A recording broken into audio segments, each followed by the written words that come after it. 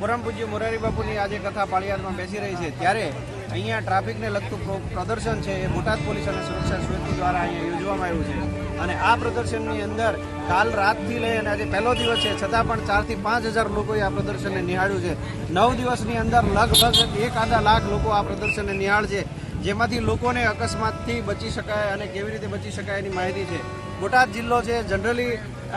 ગ્રામ્ય જિલ્લો છે અને ગ્રામ્ય જિલ્લામાં થતા અકસ્માતોથી કેવી નિવારણ થઈ શકે, કેવા અકસ્માતો બની શકે છે, નાની નાની ભૂલો કેવી છે એ તમે અહીંયા જોઈ શકો છો। અને તમે જુઓ છો અસંખ્ય લોકો કાલ સાંજથી જ આ પ્રદર્શન નિહાળી રહ્યા છે અને આ પ્રદર્શન છે એ આ અલગ અલગ કથાઓમાં જેમ આ પ્રદર્શન અહીંયા ગોઠવવામાં આવ્યું છે એવું જો બધી જગ્યાએ ગોઠવવામાં આવે તો આનો ઘણો ફાયદો થાય છે અને આ માટે બોટાદ પોલીસનો આભાર માનું છું।